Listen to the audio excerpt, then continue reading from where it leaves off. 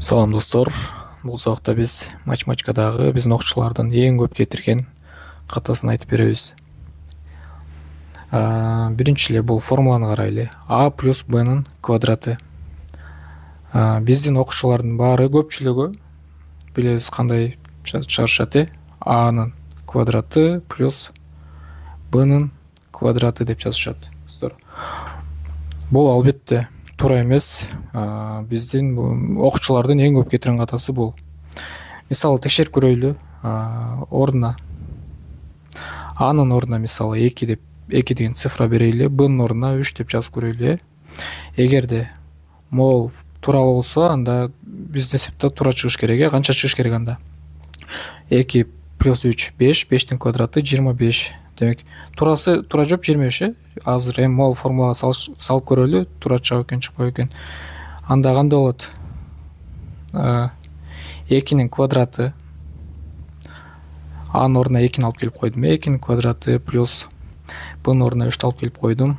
3түн квадраты болот, барыбыр 2нин квадраты 4, 3түн квадраты 9.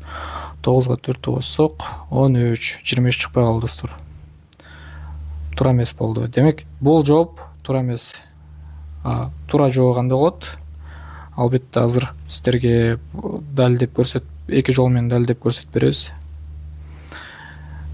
Демек, бул катаны кайталабаганга аракет кылабыз. Мисалы, А плюс бнын квадраты.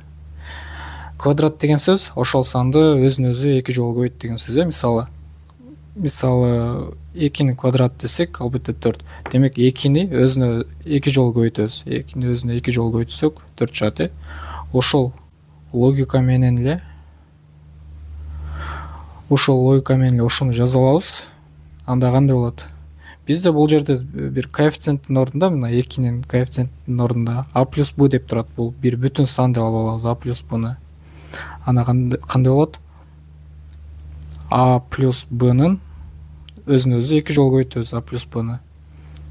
А плюс б. Бул ушуга барабар болот экен демек. Анда кашанын ичин ачып чыкса кандай болот?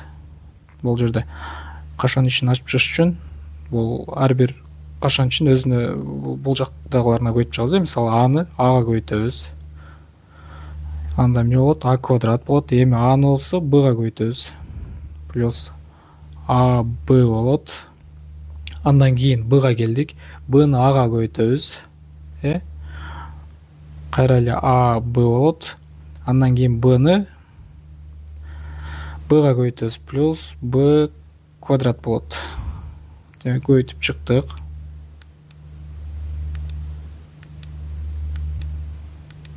Буларды башта айландырбасын, өчүрүп коеюн. Анда кандай болот? Бул барабар болот. А квадрат окшош жок, өзүн жазалы. Плюс а бга окшош. Эгер а бга бны кошсок 2а б болот. 2а б плюс бнын квадратын өзү жазылат. Демек, бул барабар болот экен бизде а плюс бнын квадратына. Ошол достор, туура жообу ошол.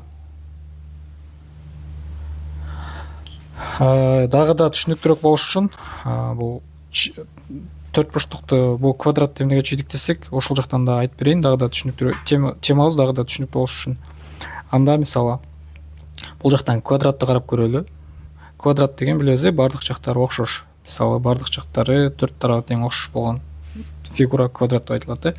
Анда квадратты мен бөлүп алайын өзүм каалагандай кылып. Мисалы, бул жеримден бөлүп алсам, бул жерден бөлүп алайын. Бул жагы а жагы болсун, а бул жагы узун жагы б болсун.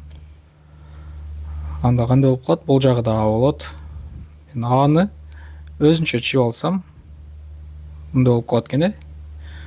Бул жагы а болду. Карайбыз.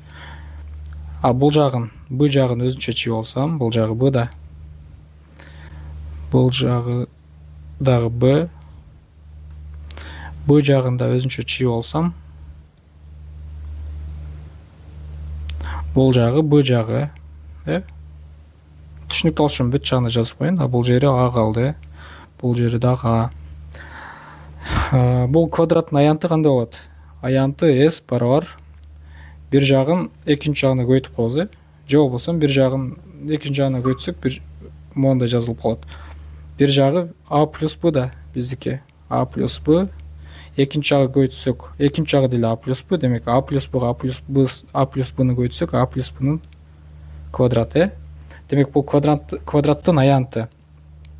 Эми ошол квадраттын аянтын ушул түргө кандай келтиребиз? Мисалы, бул жалпы аянты. Азыр мисалы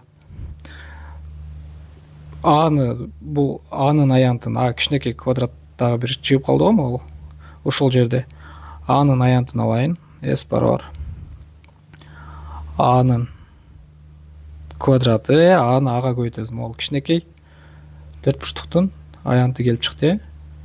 Эми b-нын чоң төрт бурчтуктун аянтын алайын, плюс b-нын квадратын алдым. Бизге калып калганы могул эки жер калып калды. Бул жерди башка түс менен коюп коеюн. Бул эки жер калды. Бул эки жерди квадратты кылып жаза албайбыз, бир жагы узун, бир жагы кыска болуп атат. Бул төрт бурчтуктун аянтын табыш үчүн аны b-га көбөйтөбүз. Плюс аны b-га көбөйтүп атабыз. Бул экинчисин дагы табыш үчүн дагы бир жолу аны b-га көбөйтөбүз. Демек, ушундай кылып бул формуланы майдалап жазып алдык. Ар бир төрт бурчтуктун аянтын өзүнчө жазып алдык. Анда кандай болуп калды бизде? А квадрат плюс абга абны кошуп атабыз. Демек 2аб плюс калды b квадрат.